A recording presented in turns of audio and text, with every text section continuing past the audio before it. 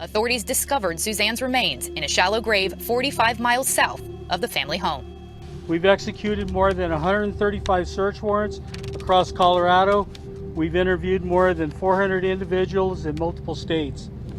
Our team has also investigated more than 1,400 tips generated from within and outside of law enforcement. In the heart of suburban tranquility, a sinister secret lurked, waiting to shatter the lives of those who least expected it.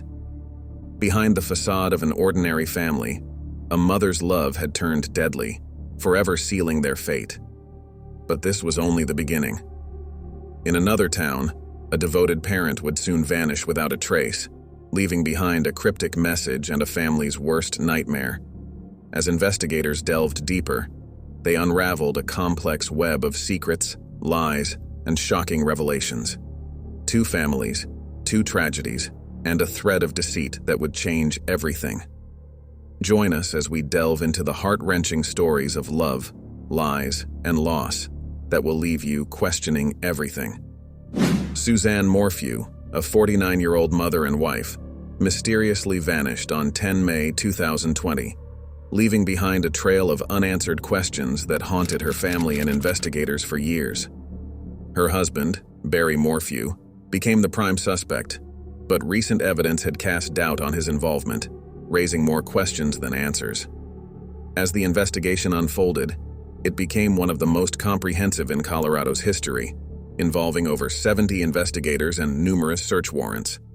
Despite their tireless efforts, law enforcement struggled to establish a direct link between Barry and the crime. Charges against him were ultimately dismissed due to insufficient evidence and procedural errors, which left the case at a frustrating stalemate. Morphew went missing on Mother's Day of 2020. Her body was found last September in Moffett, 45 miles away from where she was last seen. But then, on 22nd September 2023, a shocking discovery was made. Suzanne's remains were found 50 miles from the original search area. The revelation sent shockwaves through the community, and DNA evidence suggested a possible connection to a suspected serial killer. As the truth unraveled, one thing became clear. Suzanne's disappearance was only the beginning of a dark, twisted tale that changed everything. The Morphew family's idyllic life in Colorado was not without its secrets. Suzanne, a devoted mother and wife, had bravely overcome Hodgkin's lymphoma twice before relocating to the Rocky Mountains with her husband Barry and their two daughters. But hidden struggles and tensions had simmered beneath the surface of their picture-perfect existence. On Mother's Day, 10th May 2020, the Morphew family's world was turned upside down. Suzanne vanished without warning, leaving behind only an unsettling silence. Her phone had gone straight to voicemail, and her usual promptness had given way to an unnerving stillness. As the day wore on, Suzanne's family grew increasingly anxious, sensing that something was amiss. But what had happened to Suzanne? As investigators began to probe into her disappearance, they uncovered a shocking discrepancy in Barry's alibi. His claim of a landscaping appointment in Broomfield, over 200 miles away, had raised more questions than answers. Was Barry telling the truth, or had he been hiding something? The truth behind Suzanne's disappearance had remained shrouded in mystery, but one thing was certain. The Morphew family's life would never be the same again. As the sun began to set on Mother's Day, 2020, the Morphew family's joyful celebrations rapidly gave way to a sense of unease. Barry and his daughters, Mallory and Macy, were hours away from home, blissfully unaware of the ominous events that were unfolding in their absence.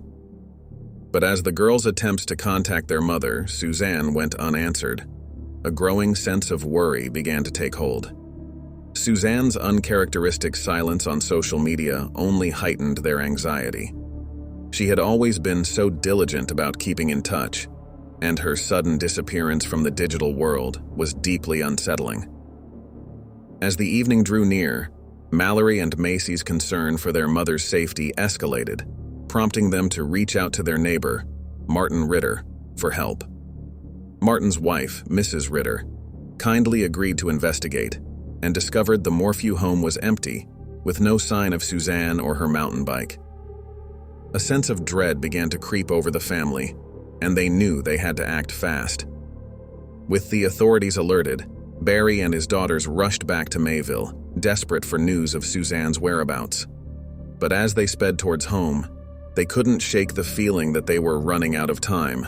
Please, we'll do whatever it takes to bring you back. We love you, we miss you, your girls need you. No questions asked. However much they want, I will do whatever it takes to get you back. Honey, I love you. I want you back so bad. Investigation.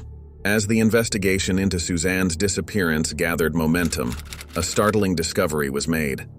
Her mountain bike was found in a steep ravine near the Morphew residence, its condition and the surrounding foliage suggesting it had been deliberately placed there. The revelation sent shockwaves through the inquiry, and Barry's reaction only added to the intrigue.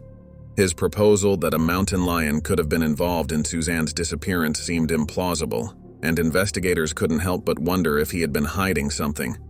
As the search for Suzanne continued, Barry's behavior became increasingly suspicious. He had been absent from the search efforts organized by Suzanne's brother, Andrew, which had raised eyebrows. His far-fetched explanations for Suzanne's disappearance had only intensified the scrutiny. The investigators had been baffled by Barry's actions, and a secretly recorded conversation had revealed him expanding on his mountain lion theory, further deepening the mystery. The first night there was a mountain lion. The officer seen it walk by the car, so we thought maybe she got attacked by a lion.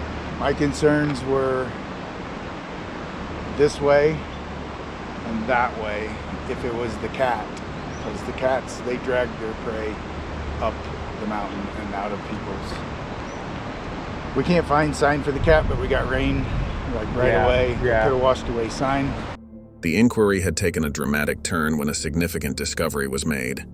Suzanne's helmet had been found 1 mile from the Morphew residence, precisely along the route indicated by the telemetry data from Barry's truck. The coincidence had been striking, and it had contradicted Barry's alibi. His subsequent explanations had only heightened the suspicion, and the investigators had begun to close in on him. As the search for Suzanne had persisted, the investigation had become increasingly focused on her husband, and the truth had begun to slowly unravel. As the investigation into Suzanne's disappearance intensified, Barry's story began to unravel at an alarming rate. He had initially claimed to have woken up at 4:30 a.m., but this claim had since been revised. His description of a romantic evening with Suzanne had also been proven to be a fabrication, but it was only the beginning. A meticulous examination of Barry's phone and vehicle telematics data revealed a trail of deceit, erratic movements around the property, a suspicious phone silence, and his vehicle reversing 96 feet from the driveway at 9:30 p.m. had all hinted at a sinister plot. The truth had gradually come to light, and Barry's fabrications had begun to unravel. The most damning evidence emerged when investigators discovered that Barry's truck door had opened and closed over 80 times between 3:25 and 3:48 a.m. The implications were chilling. What had Barry been doing during those fateful hours? As the investigation closed in on Barry, his alibi began to crumble. Interviews with his co-workers revealed that he hadn't been scheduled to be in Broomfield that day, contradicting his claim of a job site visit. The net was tightening around Barry, and the truth was finally beginning to emerge. As the investigation into Suzanne's disappearance gained momentum, a shocking revelation emerged. Surveillance footage had contradicted Barry's alibi, showing his truck making repeated suspicious trips to the same locations. The footage had also captured him disposing of 5 trash bags near McDonald's and the Holiday Inn, which had sparked a flurry of questions. Barry's explanation for his actions had only served to fuel the flames of suspicion. He had claimed that he had been trying to avoid disposal fees to clean his vehicle, but investigators had found no evidence of trash or cleaning materials within his car. She have time to run around, try to escape? She could, but I don't think she would get very far. For a human being, it could be lethal. For sure. The inconsistencies in Barry's story had been mounting, and the investigators had been closing in. But it was what had transpired next that had changed the course of the investigation forever. A colleague had reported a strong odor of bleach and chlorine emanating from Barry's hotel room, and investigators had noted that Barry had changed his attire on multiple occasions throughout the day. The pieces of the puzzle had been slowly falling into place, and a disturbing motive had been beginning to emerge. As the investigators had delved deeper, they had uncovered a complex web of deceit and betrayal. Suzanne's phone and personal items had revealed a troubled marriage, with allegations of physical abuse, infidelity, and controlling tendencies. A poignant list of grievances in Suzanne's Notes app had expressed her desperation and fear, particularly in Barry's presence. The police search of the Morphew residence had uncovered a shocking discovery: a pen that Suzanne had acquired to document Barry's actions. But in a stunning twist, the pen had recorded her own extramarital affair instead. This revelation had led investigators to Jeff, Suzanne's purported lover, and had raised significant questions regarding Barry's possible motives and the genuine dynamics of their troubled marriage. The truth had finally begun to emerge, and it had been more sinister than anyone could have imagined.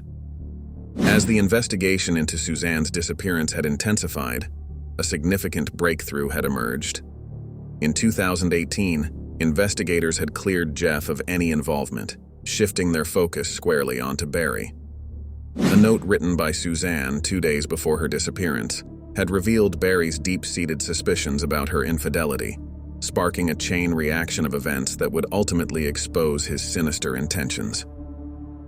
The discovery of a spy pen in the Morphew residence had played a pivotal role in unraveling the mystery, but it had been only the tip of the iceberg. But for more than a year, a Colorado man was accused by state prosecutors of killing his wife, who disappeared on Mother's Day back in 2020. But just days before he was scheduled to go on trial, Barry Morphew had the charges against him dismissed, and now he and his daughters are speaking out. And in the coming weeks, their attorney says they will request an investigation into how they say the district attorney mishandled this case. Search teams had uncovered a plethora of incriminating evidence, including a tranquilizer dart cap in the family's dryer, a spent bullet casing in the bedroom, a substantial crack in the doorframe, and what had appeared to be fragments of Suzanne's journal in the fireplace. The implications had been chilling, and the investigators had known they were closing in on the truth. As the investigators had delved deeper, they had found Suzanne's phone records, which had corroborated the sinister timeline. After sending 53 texts to her boyfriend and a selfie at 2:10 p.m., her phone activity had ceased abruptly. The silence had been deafening, and the investigators had known they had stumbled upon something sinister. Barry's suspect status had remained under wraps until 2 weeks later, when law enforcement had conducted a 2-day excavation at one of Barry's work sites in Salida. The public had finally begun to catch wind of the investigation, and the tension had been palpable.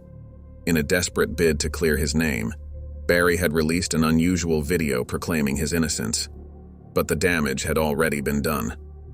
The evidence against him had continued to mount, and it had been only a matter of time before justice would be served. Now, the wait is over. They've got the body, and they have evidence that there was tranquilizer in there. And who uses tranquilizers? Well, the husband has admitted that that's what he does to hunt, even though wildlife officials say, you don't really use tranquilizers to hunt because the animal will come back and eat you. It's usually used by wildlife officials only. So you have a guy who said he uses tranquilizer darts when hunting, and that's the evidence now that we have found that was related to the death of his wife. That's a good piece of evidence for prosecutors. Yeah. On May 5th, 2021, Barry Morphew had been arrested for his alleged involvement in Suzanne's disappearance and presumed murder. The preliminary hearing in August 2021 had marked a pivotal moment in the case, as the prosecution's evidence was finally laid bare. The allegations had been nothing short of shocking. Barry had murdered Suzanne on May 9, 2020, dismembering her remains, disposing of evidence, and burying her in an unmarked grave. The very thought had sent shivers down the spines of all who had followed the case. But the defense had not been about to let the prosecution's claims go unchallenged. They had poked holes in the prosecution's account, highlighting a slew of inconsistencies that had raised more questions than answers. Where had the human remains been in Barry's vehicle and hotel room? Why had there been discrepancies in the photographs of the dryer? And most crucially, Why had Barry's dart gun been inoperative at the time of the alleged murder? As the defense had continued to chip away at the prosecution's case, a bombshell had dropped. Partial DNA found in Suzanne's Range Rover and bike helmet had not matched Barry's profile. But that had not been all. This DNA had been linked to 3 unresolved sexual assault cases in Chicago, sending the investigation down a dark and twisted rabbit hole: trial and conviction. As the trial date had loomed, a bombshell discovery had threatened to upend the prosecution's case.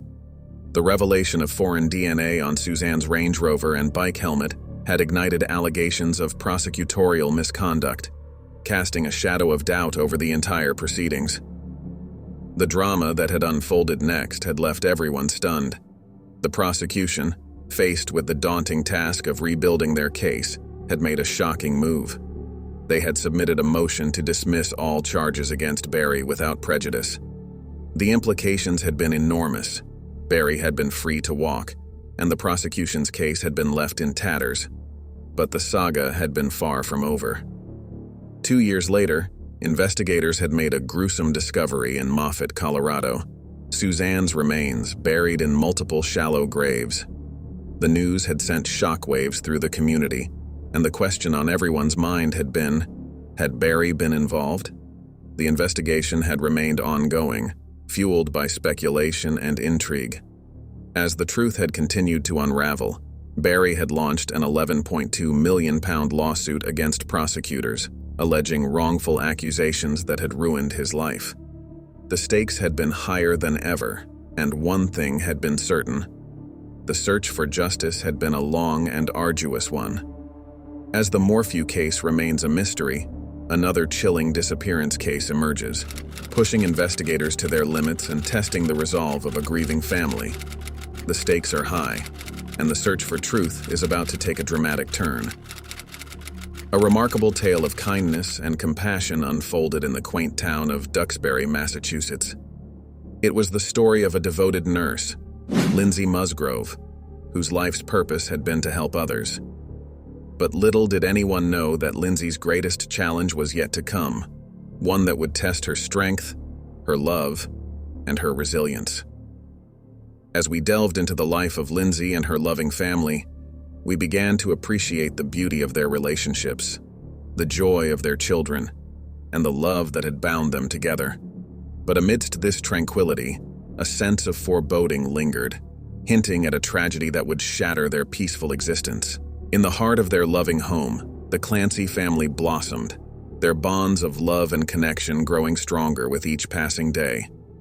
Patrick and Lindsay devoted themselves to nurturing their 3 precious children, Cora, Dawson, and Kaylin, cultivating a sense of unity and tradition that had become the foundation of their family's joy. As the children flourished, their unique passions and talents began to emerge. Cora's artistic flair, Dawson's photographic eye, and Kaylin's musical talents all blossomed under the loving encouragement of their parents. Lindsay and Patrick attended every school event, cheered at every concert, and beamed with pride at every art exhibition.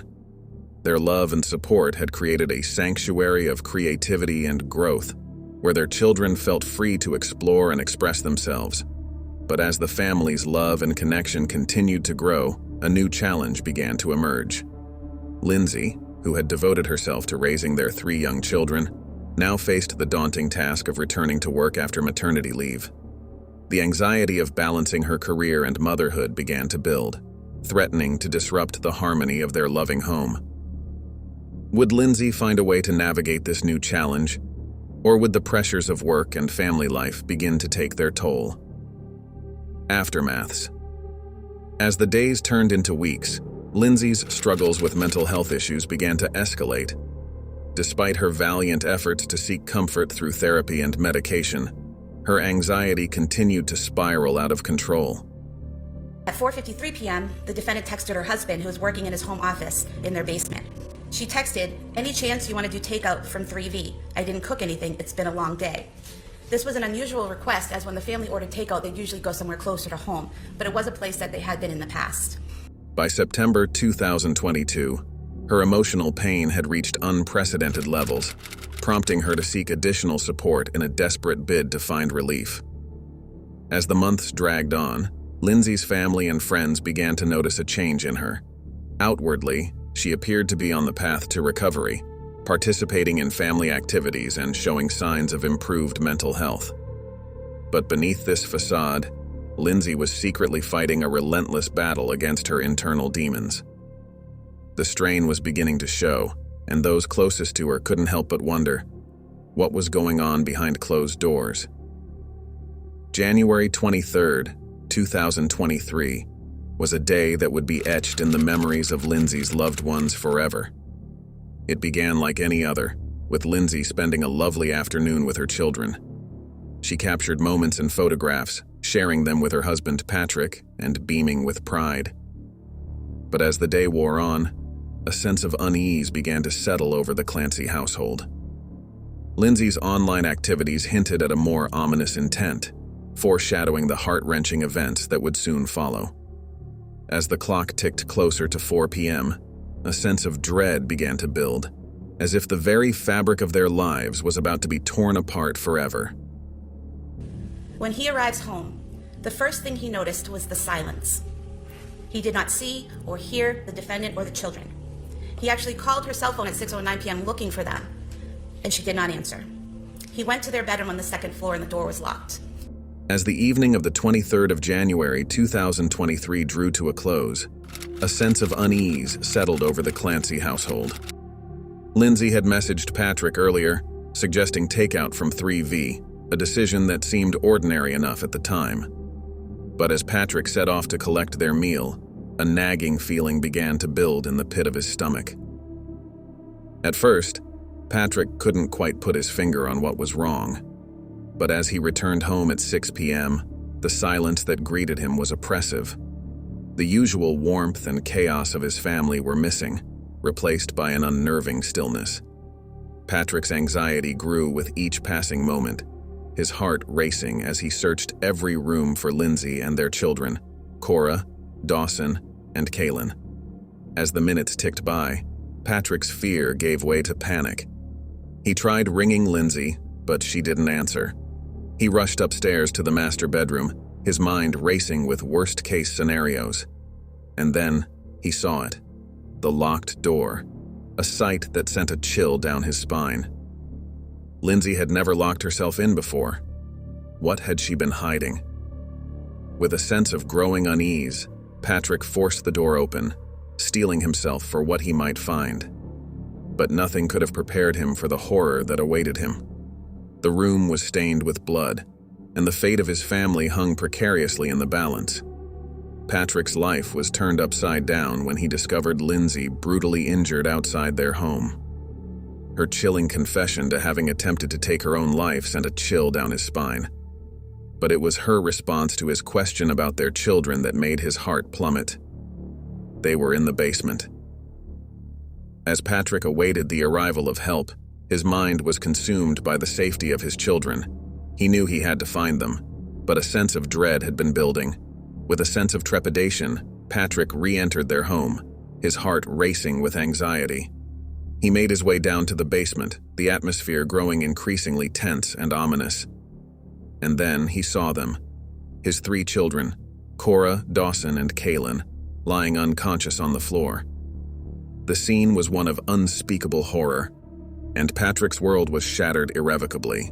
Cora and Callan were on the floor in the den area of the finished basement, which is to the left when you walk down the stairs, while Dawson was alone on the floor in his father's home office, which is to the right when you go down the stairs. Each child still had the exercise band that was used to strangle them tied around their necks when their father found them. Dawson and Callan were face down on the floor.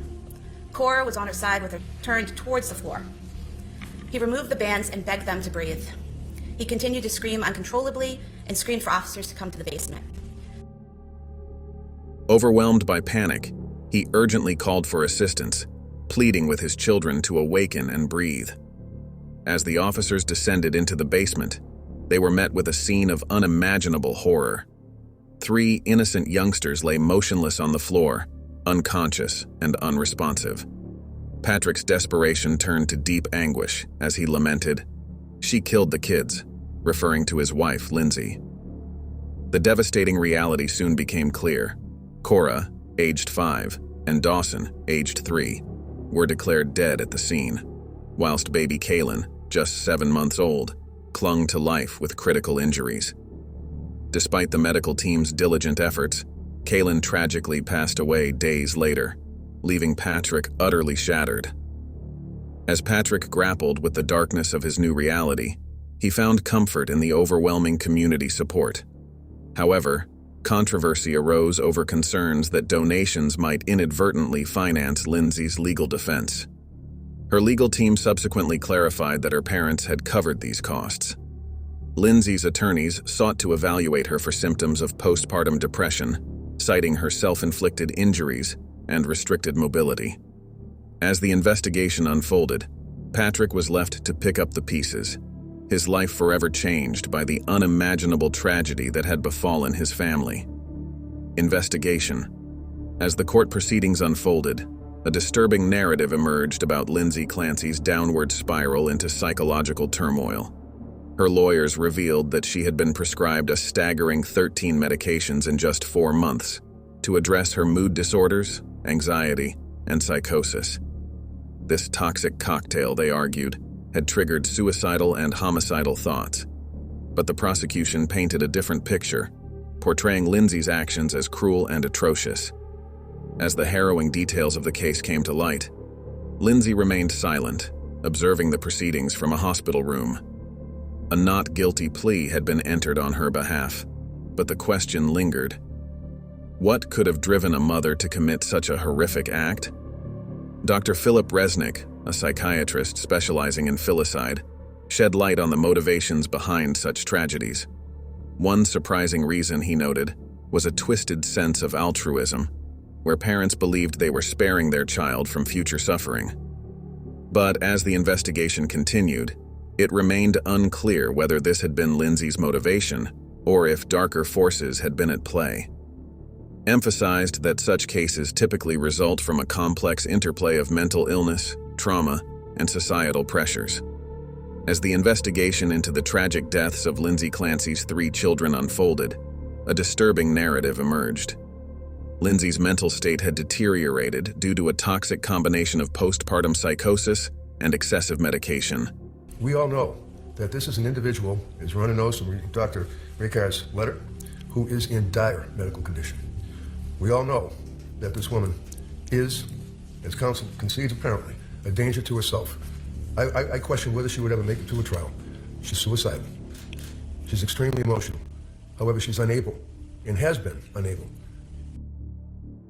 Her lawyers argued that this harmful combination had influenced her actions, whilst the prosecution contended that she had premeditated the murders. A chilling diary entry, dated 25th October 2022, revealed Lindsay's overwhelming frustration and resentment towards her children. She had expressed feelings of depression and being overwhelmed, acknowledging the negative impact on her children. Further evidence of Lindsay's unstable mental condition emerged when investigators discovered that she had searched for methods of killing on her phone just 4 days before the tragic events. The presence of various medications in her system had raised significant concerns about her mental health at the time. The prosecution proposed a theory of spousal revenge, suggesting that Lindsay's actions might have been a distorted form of retaliation against her husband, Patrick, fueled by feelings of betrayal and abandonment. Charges and plea. Lindsay Clancy had faced a daunting array of charges, including 3 counts of first-degree murder, assault, and battery with a dangerous weapon. Despite having pleaded not guilty, the weight of the allegations had hung heavy. As the trial date had loomed, Patrick Clancy had sought solace in running the Boston Marathon in honor of his children, raising vital funds for the Boston Children's Hospital. Meanwhile, Lindsay had remained ensconced in treatment at Tuxbury Hospital, where she had been left permanently paralyzed. The situation starkly highlighted concerns about the intricate relationship between postpartum depression, psychosis, and violent behavior. Conclusion. 2 heart-wrenching cases had shaken the nation, exposing the darker aspects of motherhood and the devastating consequences of untreated mental health issues.